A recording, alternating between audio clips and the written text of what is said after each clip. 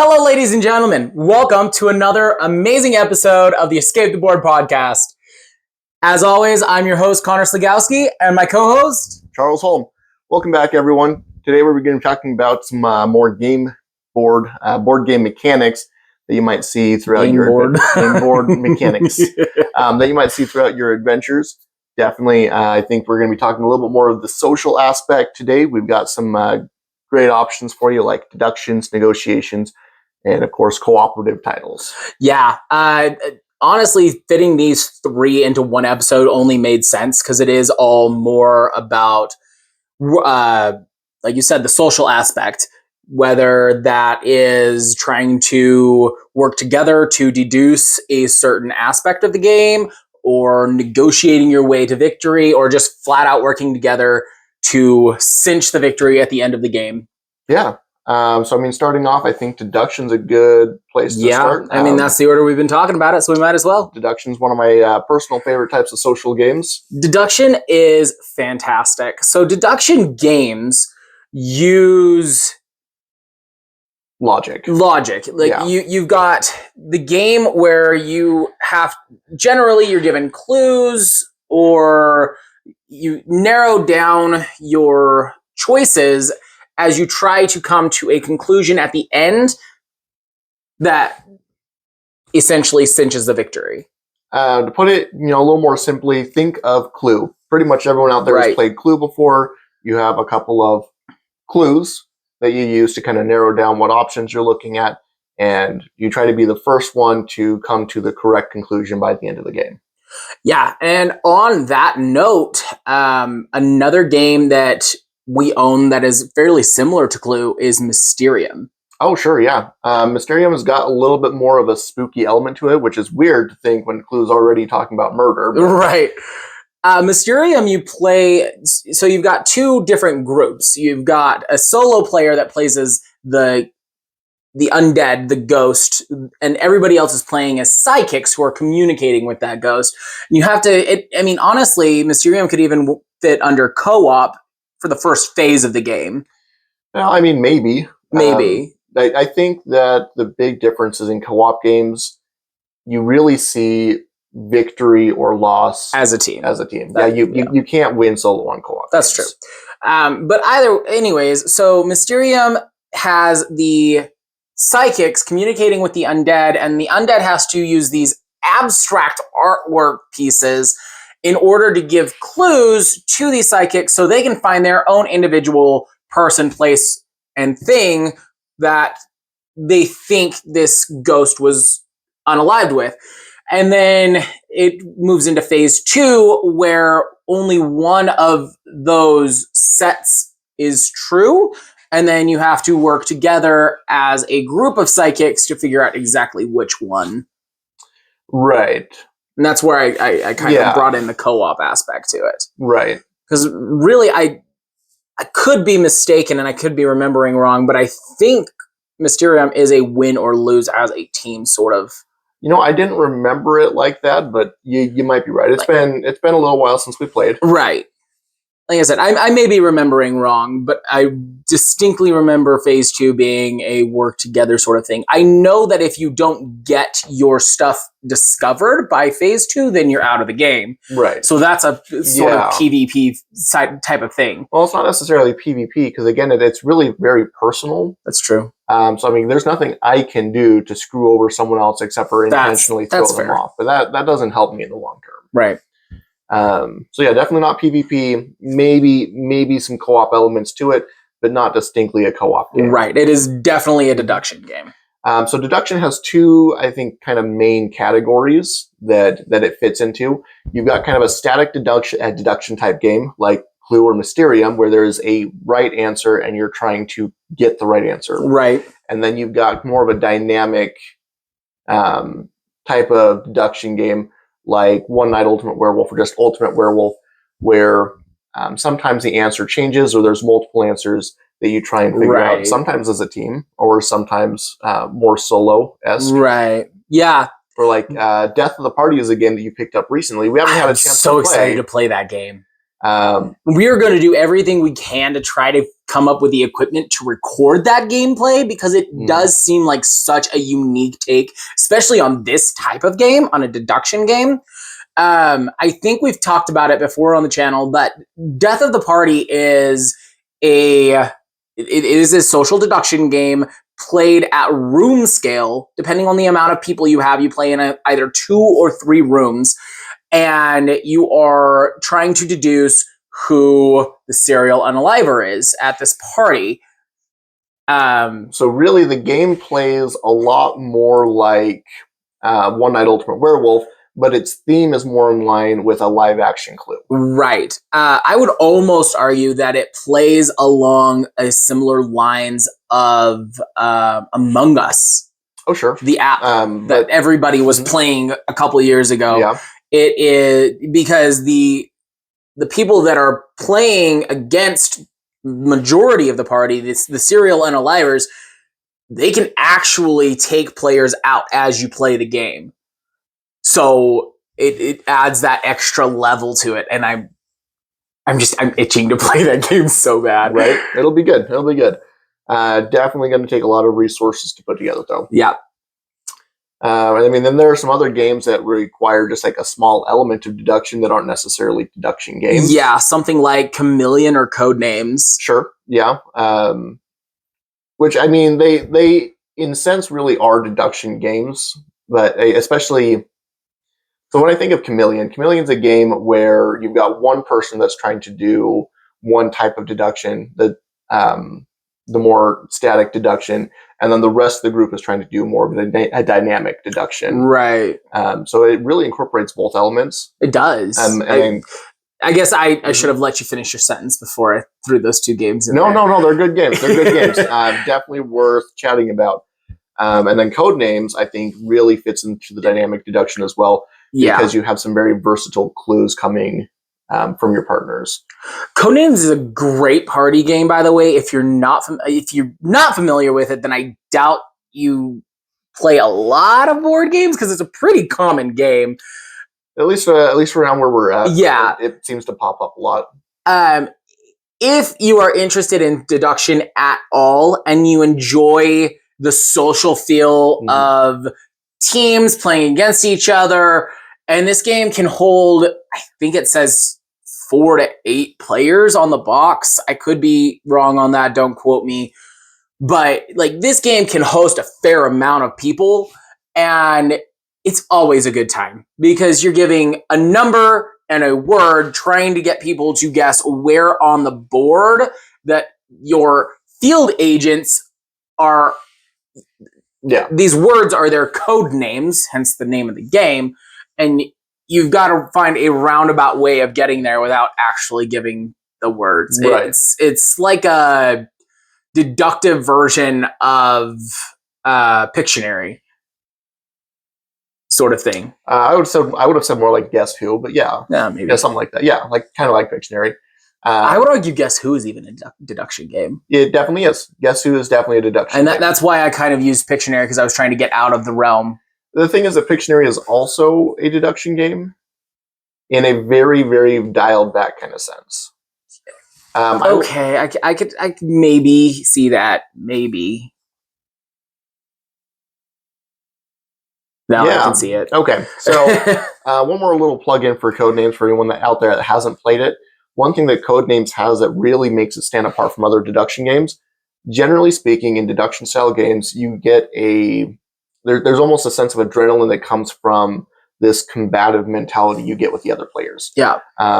Again, think of like Among Us or One Night Ultimate Werewolf. Like, everyone's a suspect. You're, go, go, go. Or like Clue, where it's distinctly a PvP game. First to the top wins. Yep. You want to be very careful about what kind of information you're laying out there. But Codenames has a very team-friendly mentality to it. It's very laid back. It's very easy. Well, I wouldn't necessarily say laid back, but it's laid not back. Aggressive. It's laid back in the sense of comparing it to other deduction games. Sure. And there's a couple other deduction games out there that use kind of a team mentality. Like Chameleon uses a bit of a team mentality, but it's still one versus all. Right. Or One Night Ultimate Werewolf, you're technically on teams, but it's still that mentality of, I don't know if you're on my team or not.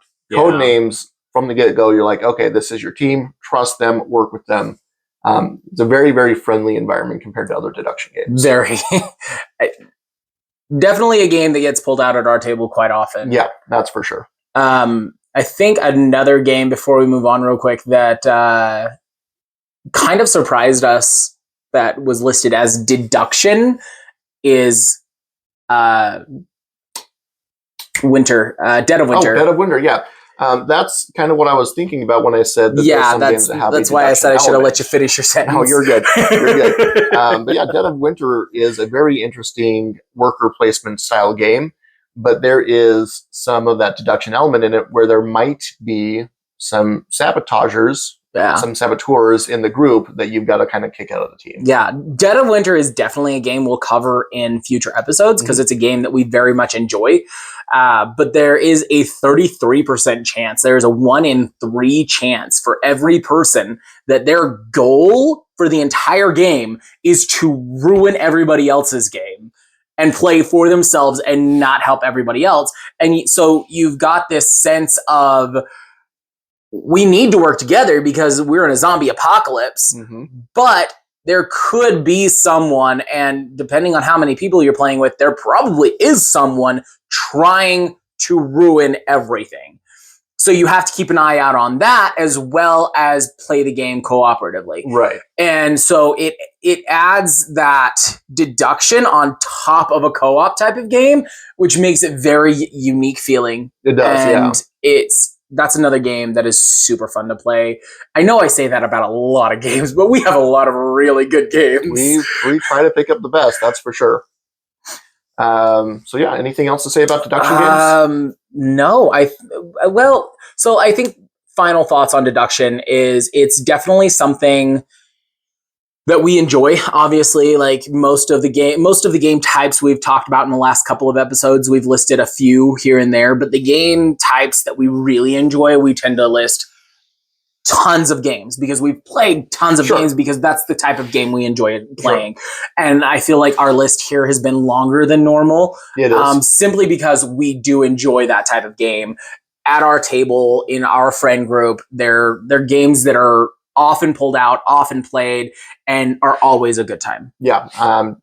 Just a little caveat. One thing that we enjoy about deduction games, but if it's not something you enjoy, maybe something to stay clear of. Deduction games, again, have that kind of, my mind is constantly on edge trying to figure out if I am safe or if I'm about to lose without any real notice.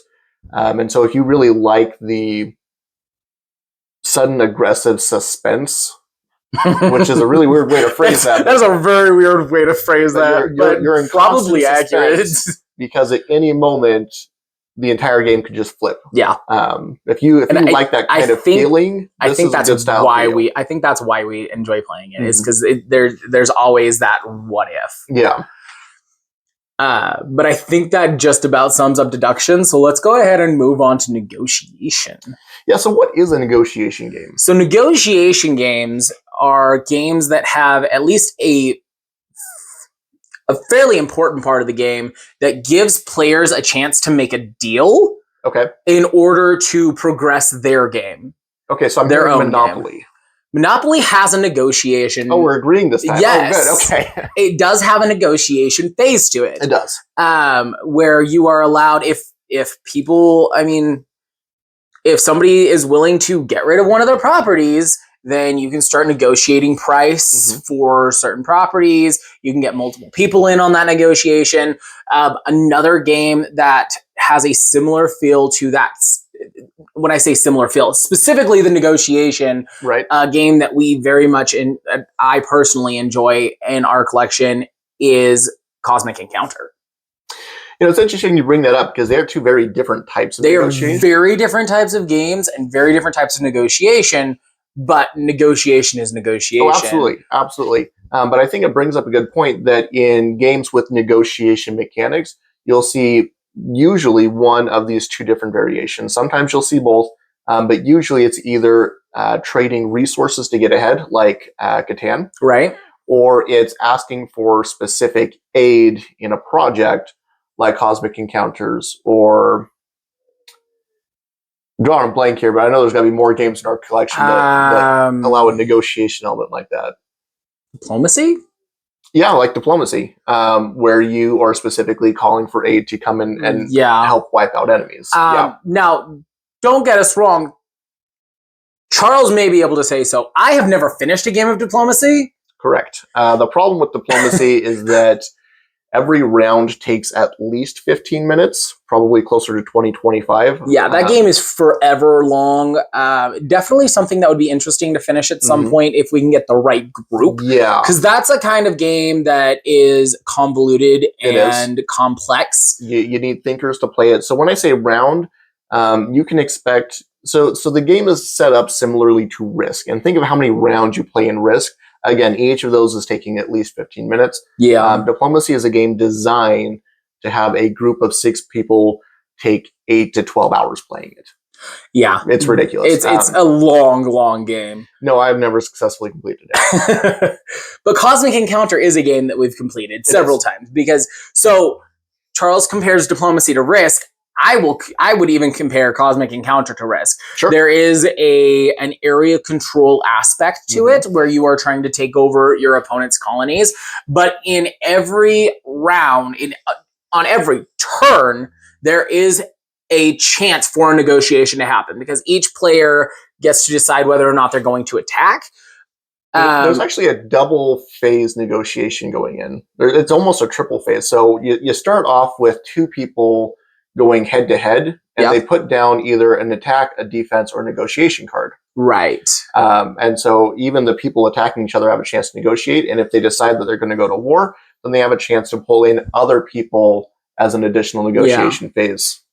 Yeah, there's a lot of negotiating that goes into the game of Cosmic Encounter. But it's also very quick and very simple. It is. And I think that's why we bring it out so much, is because not only is it that social aspect, because it is a negotiation game, but this is one of those social games where it is PvP. You are vying for the #1 spot of victory at the top, but in every round, there is a chance that the entire table could get in on any encounter. Now, you bring up PvP, but I think one thing that makes a very big difference, and we haven't gotten quite into co-op yet, we've mentioned it a couple of times, I think the big difference between a negotiation game and a co-op game is negotiation games are almost by definition PvP. It's hey, look, help me, and I can get ahead, and maybe you can get ahead. But the big thing is, I'm trying to come out on top here. Right. I will throw you some boons so I can get some extra benefits. Like, go ahead.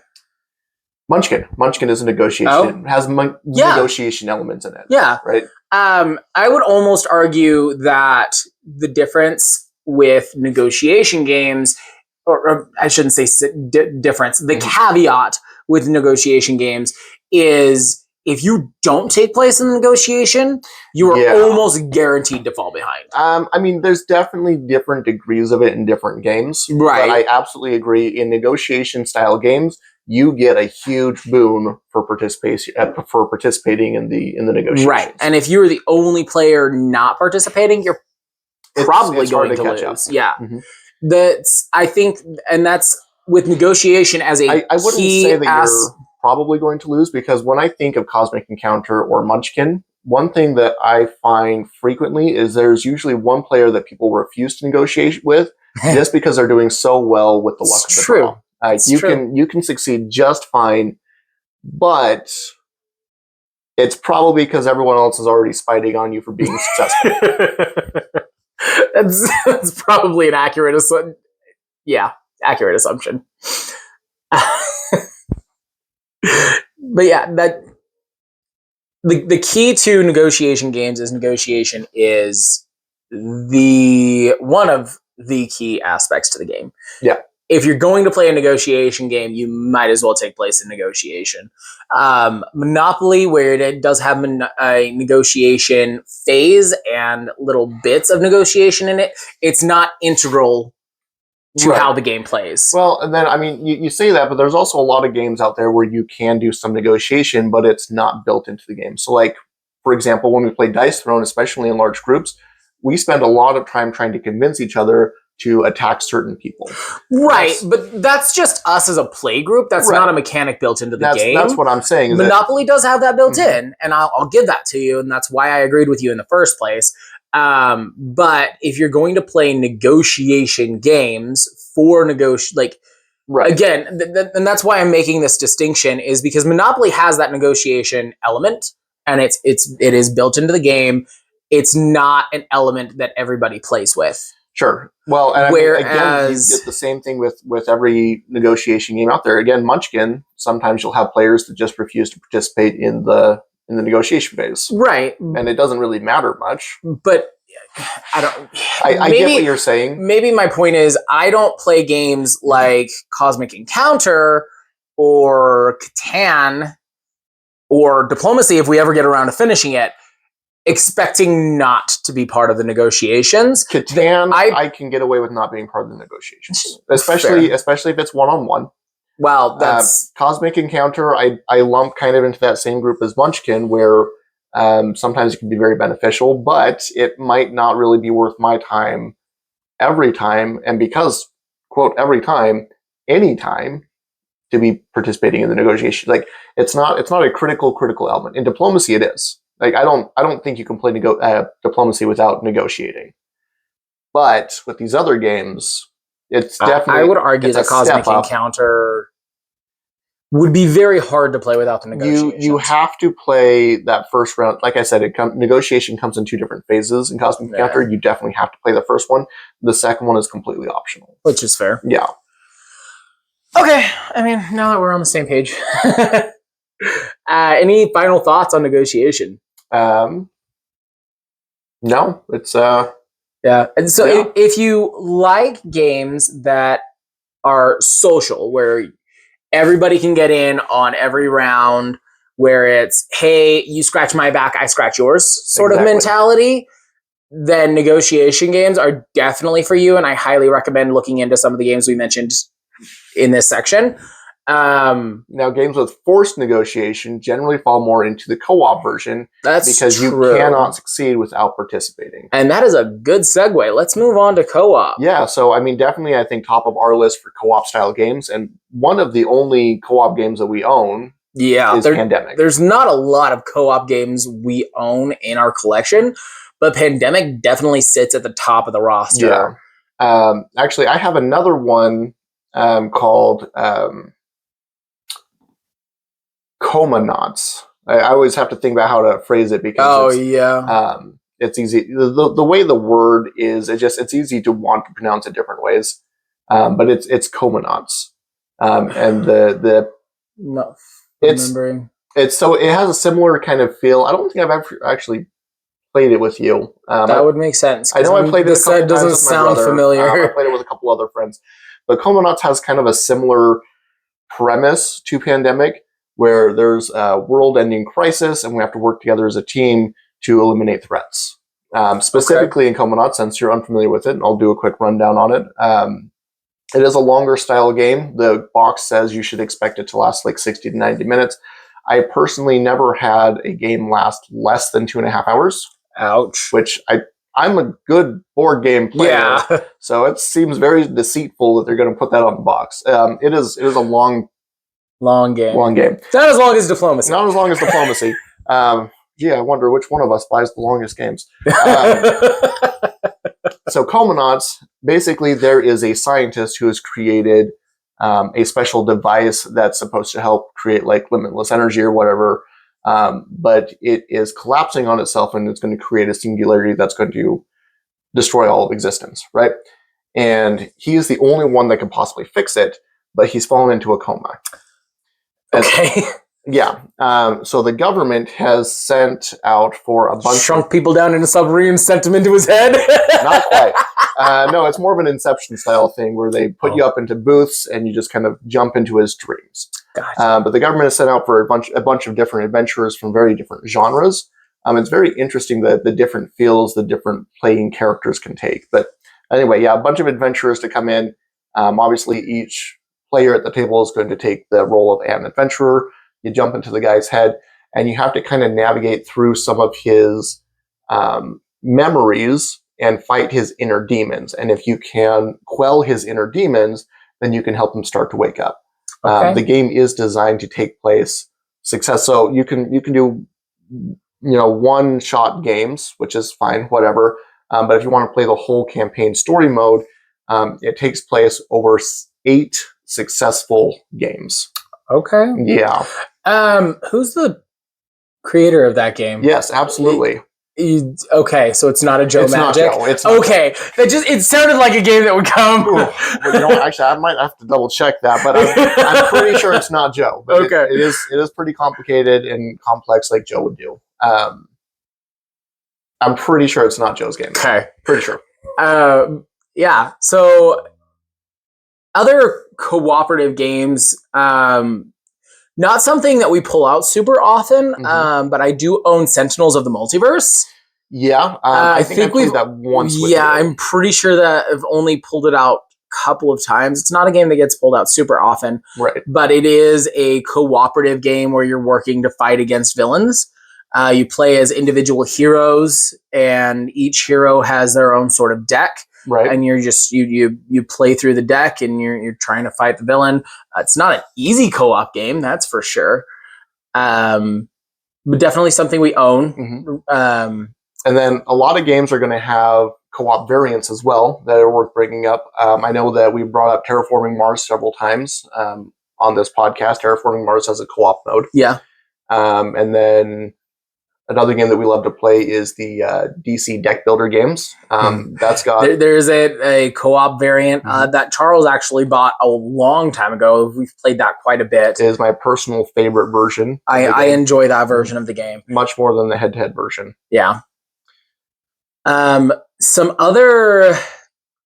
game that we haven't played in a while, but is super quick to play and super fun, is 5 Minute Dungeon. You say super quick, but I think that game takes about 5 minutes to play. But yeah, 5 Minute Dungeon is a great example of a co-op game where you're, again, a bunch of kind of medieval style, like D&D style adventurers, and you got to get through a dungeon using your special abilities and fight the big bad boss in under 5 minutes. Yeah. Yep. So this game plays in a very rock, paper, scissors type of way, where you're literally drawing and discarding cards until you have a certain set collection. We talked about set collection in the last game, or the last video of the last game. Right. Where you're trying to collect certain sets in order to defeat the monster that's in front of you. But it's also cooperative set, because I can put down one piece of the puzzle and you can put down a completely different piece in order to finish the set. Yeah. Yeah. Definitely a fun game. We have 2 versions of that game in our collection. We have 2 copies of the game. Yeah. They are the same version. 2 copies. Excuse me. Another card co-op game that we have is the Battle for Hogwarts. Yeah. That's a great game we haven't pulled out. That's a deck builder. Yeah. It is a deck builder, but you have to work cooperatively to defeat the villains. Yep. That is a game I absolutely adore, and I wish we would pull it out more. Not only is deck building one of my favorite mechanics for a game, but I mean, we're both nerds. If you haven't figured it out yet, I love Harry Potter, and the Harry Potter deck builder game is my bread and butter. It's so fun. Pretty good. Not only is it a deck builder, but it's Harry Potter themed. It plays across 7 different games to represent the 7 different books. Oh, that sounds like Comanauts. Yeah, maybe. A little bit. But I that is a game that I kind of wish we would pull out a little bit more. I'm not gonna lie. I'll be honest. I've had the same thought. We get so busy with so many other things. I know. We will cover it on stream one of these days. Yes. Very soon. That'll be one of our quick priorities, is to get back and pull that game out again. Maybe, hopefully, we'll pull in a couple new people. You've seen us play with Justin and Tyson. We have a couple of other friends that would hopefully be willing to join us on stream. Yeah. If you've started watching our D&D streams, you might recognize them, David and Sheldon. We're hoping to pull into some of our podcasts as well. That would be a fun video. Other co-op games. I think we talked about it before. We talked about it last video, actually, under the dice rolling section. Sure. Perilous Pursuit. Yeah. It's a Kingdom Hearts themed game that you roll dice in order to try to activate abilities of your characters. But it is I could be wrong, but I think Perilous Pursuit is its own game, and you specifically own the Kingdom Hearts version of it. Maybe. I think Perilous Pursuit is its own thing. I have never heard of Perilous Pursuit before I picked up the Kingdom Hearts version. But we'll have to look into it later, but I'm pretty sure it's its own thing, and you just have a licensed copy of it. That's fair. So I have the Kingdom Hearts Perilous Pursuit. Let's put it all out there. In this game, you roll dice in order to activate abilities of the characters that you can play in the game, and you're working cooperatively to take out the Heartless. Right. If you've ever played the Kingdom Hearts video game, then you know what I'm talking about as far as saying and Heartless. If you haven't, then it's the big bad guy that you gotta take out. It's all of the little bad guys as well. The Heartless are the types of creatures that you fight in the first video game. That right on the box says a cooperative game. So that's a game actually we're going to be covering here in the next few episodes. Yes. So keep an eye out for that, because that should be a fun playthrough. I think it's going to be lots of fun, because not only are we going to learn it just before we play, hopefully we'll have a couple people playing it with us, one or two maybe, or maybe it'll just be the two of us. Who knows? But that'll be a fun little Let's Play video coming up in the next 2 or 3 videos. It'll be good. Yeah. And then just to plug Comanauts again real fast, just for kind of your information. I don't know if we're going to do it on stream. Again, it's a very, very long game. Right. We might be able to slice it up. Maybe. Into several videos. But definitely I think that's one that I'm going to bring over so that you can experience it. It is, again, a very long form game. And like I said, to beat the story mode campaign, you have to do 7 wins. They don't have to be consecutive, but my experience, again, I'm a pretty good board 7 or 8? 8, you're right, it's 8. Okay. But again, I'm a pretty good board game player, and not only does it distinctly lie about the length of the game, I have a less than 50% success rate. Okay. It's a very aggressive game. Fair enough. That should be an interesting playthrough. Even if we don't record a Let's Play for that, we can definitely cover a review our gameplay experience on the channel afterwards. Right. So that'll be a fun video to make down the road as well. I think the only other game that we found in our research as far as co-op goes is a game neither of us have really played, but have definitely heard of. That is the game of Gloomhaven. Again, it's a game that I've looked at, not something I've really looked into. That is another big box, like $120 game or something like that. It's an expensive game to get into, and I think that's why neither of us have played it. It's definitely something I want to get into. I would love to get at least the base game just to give it a try. Right. Maybe even, I'm curious if the board game store in Rigby has a copy. Maybe. I wouldn't be surprised. Might be a trip to make. Might be a day trip to head down there and see what kind of games they've got on their shelf. Actually, I've got, before we sign off, one last game that I think fits into deduction, negotiation, and co-op, which is weird because normally you don't get negotiation co-op in one game. Right. Dungeons and Dragons. Oh, 5th my edition. Lord. Just saying, it's definitely a co-op game. It is a co-op game, and there is deduction, and there's... You negotiate with the DM. You beg the DM not to kill your character. Or you haggle prices at the shop, or you get into a tiff with the king of the nation. I'm going to disagree with you. Okay. The D&D fits into all three simply because our argument on negotiation earlier was whether or not it was built into the mechanics. Oh, I think it absolutely is. Negotiation is not built into the mechanics of D&D. What? Persuasion and deception are distinct skills thrown in there. Persuasion. There's no negotiation phase. Everything is a phase. There are 3 pillars. There are 3 pillars of D&D. There is exploration, combat, and social interaction. And if that's not a negotiation phase, I don't know what is. You like to stir the pot. I like D&D. You like to stir the pot. Anyway. Yeah, so I think that just about covers us for today. Thanks for tuning in for another episode of the Escape the Board podcast. We hope you had as much fun as we did. Make sure to tune in to our next episode and check out our previous episodes. Make sure to check out all of our other social media and make sure you're escaping all of the boredom. We'll see you next time.